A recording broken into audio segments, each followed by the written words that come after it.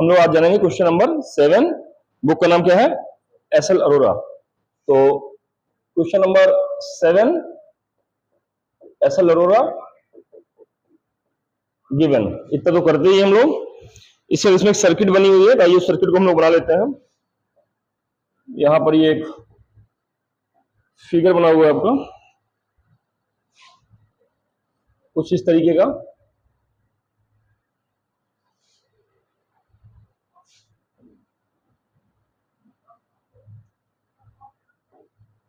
और यहां पर एक ये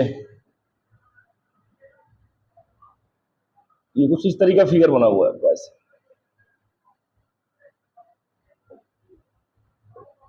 ये फिगर है, अब नेमिंग कर देगा इसकी। ये इसका ईएमएफ ई दिया है, ये K1 दिया गया है, ये K2 दिया गया है। यहां पर ये अमीटर दिया है, ये एमीटर दिया गया है, एरो दिखा दिए ए है। यहां पर जो रेजिस्टेंस दिए गए हैं वो कितना है? आर, एस और एक्स। आर, एस और एक्स ये दिए गए हैं। अब मुझसे कहा जा रहा है क्वेश्चन में, the reading of ideal ammeter in a circuit is shown in the figure equal to I when K1 is closed but K2 is open. पहला केस, when K1 is closed and K2 is open, और उस समय जो reading आ रही है वो आई आ रही है। तो अगर सर्किट को आप ध्यान से देखिए तो जब ये वाला सर्किट क्लोज हो जाएगा तो क्या होगा? केवल करंट इसमें फ्लो कर रही होगी। K2 तो ओपन है, उधर करंट जाएगी नहीं। इसमें से ये है मामला आपका ना, ये करंट फ्लो कर रही होगी। तो आई कितना हो जाएगा? रीडिंग आई आ रही है तो आई कितना होगा? जितना वोल्टेज अपॉन जितना रेजिस्टेंस, तो E upon R plus X. Equation number 8 ना। सेकंड केस क्या कह रहा है? Current is equal to I by 2 when both K1 K2 are close. अगर दोनों क्लोज करेंगे तो करंट कितनी हो गई? आई बाई 2 हो गई। ठीक है ना। जब इसको आप क्लोज करेंगे तो आप जरा देखिए क्या हो रहा है। इसको जब क्लोज करेंगे तो यहां से करंट आ रही होगी वो यहां दो पार्ट में डिवाइड हो रही होगी। एक इधर जा रही होगी I1 और इधर चली जा रही होगी I माइनस I1। मतलब अगर यहां से I आ रही है तो यहां दो पार्ट में डिवाइड कर रही होगी, और I1 कितना हो जा रहा है? I बाई 2 हो जा रहा है ना, ये दिया हुआ है। तो आइए पहले हम लोग यहां पर जो करंट के जो इक्वेशन है वो बनाने का प्रयास करें हम लोग। ठीक है। तो टोटल इक्विवेलेंट रेजिस्टेंस क्या हो जाएगा भाई? इसका टोटल रेजिस्टेंस क्या हो जाएगा? ये R है और ये दोनों पैरेलल हो जाएंगे अभी, तो S into x upon S plus x हो जाएगा। तो टोटल रेजिस्टेंस कितना हो गया? R और plus S x upon S plus X, ये हो जाएगा। और टोटल रेजिस्टेंस को अगर हम टोटल ईएमएफ से डिवाइड कर देंगे, टोटल करंट आ जाएगी। ठीक है। और उस करंट को अगर हम यहां से मल्टीप्लाई कर दें तो यहां का वोल्टेज आ जाएगा, और इसके बाद अगर हम यहां का वोल्टेज आ जाएगा और इससे डिवाइड कर दें तो यहां की करंट आ जाएगी ना। तो यहां की करंट, सेकंड केस, व्हेन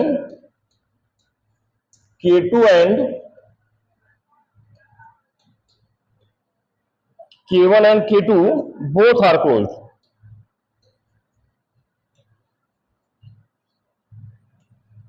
अगर सब क्लोज हो जाए तो क्या होगा? तो अब यहां पर जो रीडिंग आ रही है वो I बाई 2 आ रही है। रीडिंग कितनी आ रही है? I by 2। और यहां की रीडिंग होगी कितनी? तो मैंने कहा total EMF upon total resistance. ये क्या आ गया? ये आ गया total current upon total EMF upon total resistance, मतलब टोटल करंट आ गई। और इस करंट को हम इस रेजिस्टेंस से मल्टीप्लाई करेंगे तो यहां का वोल्टेज आ जाएगा। तो ये जो करंट है इसको हम मल्टीप्लाई करेंगे इस रेजिस्टेंस से। ये रेजिस्टेंस कितना है? ये रेजिस्टेंस कितना है आपका? S x upon S plus x. अब ये करंट को, टोटल करंट को इससे मल्टीप्लाई कर दिए तो यहां का वोल्टेज आ गया। अब यहां के वोल्टेज को इससे डिवाइड कर देंगे तो यहां की करंट आ जाएगी। वहां की करंट निकालनी होती है तो वहां से डिवाइड कर देते हैं, इससे डिवाइड करेंगे तो यहाँ करंट आ जाएगी, यही हम मेजर किए हैं। तो इससे डिवाइड करना है, किससे डिवाइड करना है, एक्स से डिवाइड करना है। किससे डिवाइड करना है, एक्स से डिवाइड हो गया। ये आपका I/2 दिया गया है। इसको थोड़ा सा हम लोग सॉल्व कर लें। कितना सॉल्व हो जाएगा, थोड़ा बहुत सॉल्व हो पाएगा, बहुत ज्यादा नहीं हो पाएगा। क्या हो जाएगा, I/2 एक्स से एक्स कट गया ये वाला, तो ये हो जाएगा ES,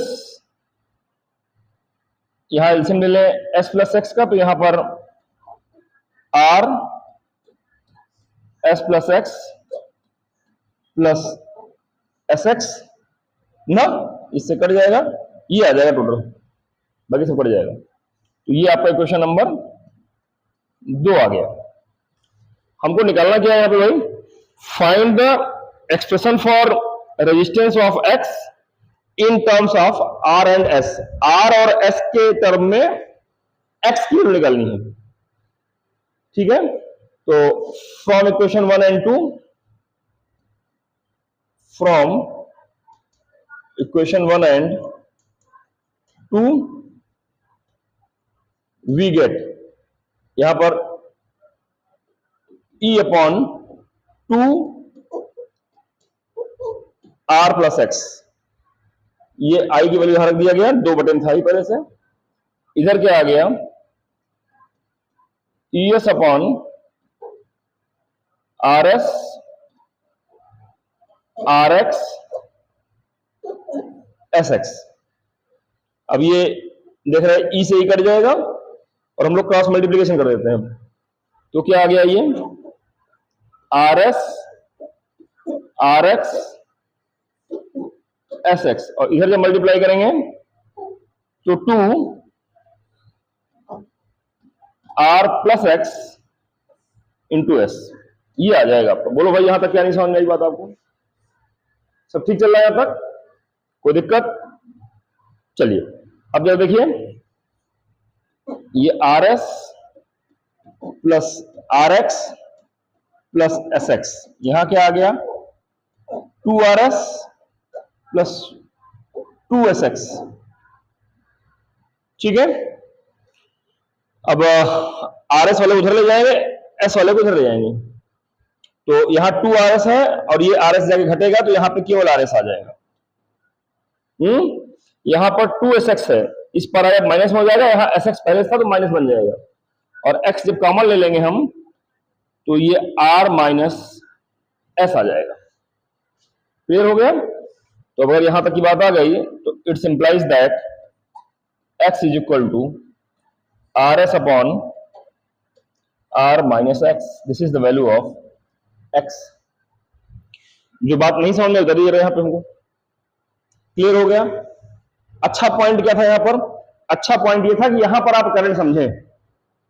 कैसे समझेंगे? तो मैंने कहा total EMF upon total resistance, total EMF upon total resistance करेंगे तो पूरी करंट आ जाएगी, और उस पूरी करंट को जब हम यहां के रेजिस्टेंस से मल्टीप्लाई करेंगे तो यहां का वोल्टेज आ जाएगा, ये इतना वोल्टेज आ गया यहां का वोल्टेज, और अब इस वाले रेजिस्टेंस से डिवाइड करेंगे तो ये वाली करंट आ जाएगी, एक्स से डिवाइड करेंगे तो ये वाली करंट आ जाएगी, ये दी गई थी आई। इतना बात आपको समझनी पड़ेगी, और जब ये इक्वेशन बन जाएगा तो दोनों इक्वेशन सॉल्व कर लीजिए बस, बाकी सिंपल मैथमेटिक्स, गुणा भाग करना है, इक्वेशन बनाना है।